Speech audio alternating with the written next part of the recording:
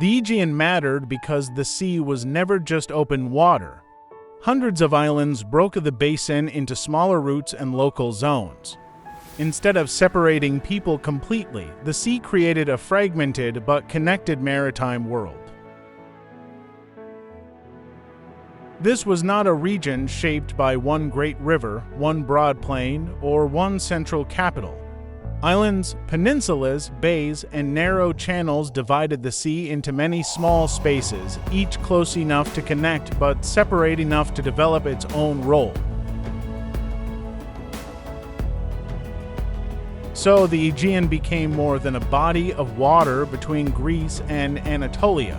It worked like a maritime web. Islands guided routes, protected harbors, shortened crossings, and connected local communities across the eastern Mediterranean. The central feature was fragmentation. Instead of one continuous coastline, the Aegean was filled with island chains scattered across the sea. This divided movement into many smaller passages and made local islands important as waypoints. Ships did not simply cross a blank sea. They moved through channels, gaps, and island-to-island routes where visibility and local control mattered. Geography turned navigation into a sequence of controlled sea passages. The islands also created sheltered maritime spaces. Bays, coves, and harbor zones gave ships places to wait, trade, repair, and avoid rough open water conditions. This made small islands valuable far beyond their size. Geography encouraged short crossings rather than long ocean voyages.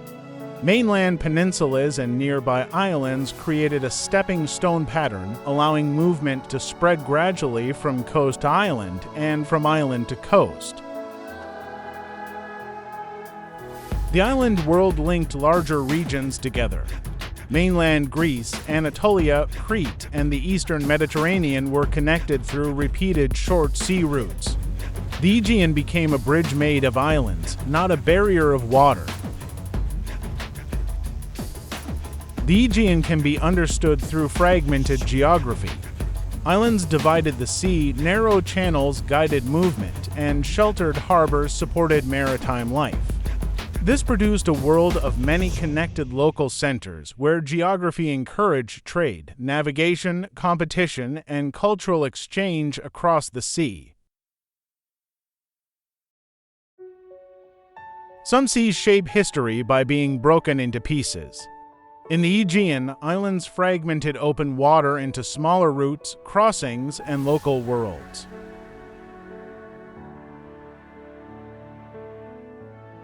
This was not one empty sea. Island chains divided the Aegean into many connected spaces, each close enough to reach but separate enough to matter. The key effect was fragmentation. Ships moved from island to island, using visible land, narrow channels, and sheltered stops instead of crossing a blank sea.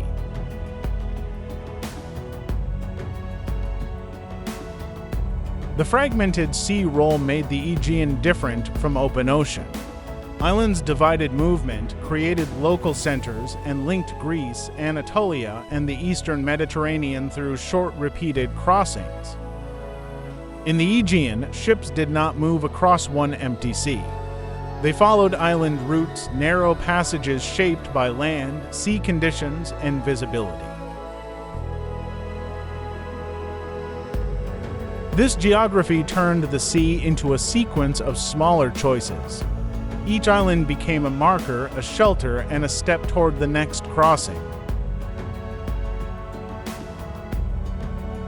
The important routes were not always the shortest lines on a map. They were the safer lines where sailors could see land, use channels, and avoid the full force of open water. That is why the Aegean became a route network, not a barrier. Islands controlled movement, divided the sea into corridors, and helped connect Greece, Anatolia, and the wider Mediterranean. In the Aegean, islands did more than divide the sea. They created places where ships could stop, wait, trade, and survive rough sea conditions. A small island could matter far beyond its size if it had a protected bay. In a fragmented sea, shelter was not optional, it was part of navigation. These harbor spaces turned islands into maritime nodes. Ships could repair, exchange goods, avoid dangerous water, and prepare for the next crossing. This is why the Aegean became a harbor world. The islands did not just guide movement across the sea, they gave movement places to pause, connect, and grow into trade networks. The Aegean did not create one single island civilization. Its geography created many small worlds close to each other but never fully the same. Each island had its own coast, harbor, farmland, hills, and limits. Even nearby islands could develop different centers of power. This was the key pattern. The sea connected islands, but it also kept them apart. Geography encouraged local pride, rivalry, and independent island communities. That is why the Aegean became a world of many local centers. Islands shared the sea, but geography shaped them into separate communities, rivals, and maritime powers. The Aegean shaped history because islands reshaped the meaning of the sea. Fragmented coastlines, narrow channels, protected harbors, and short crossings created a maritime world built on movement from one local center to another. More than open water, the Aegean became a sea structured by geography.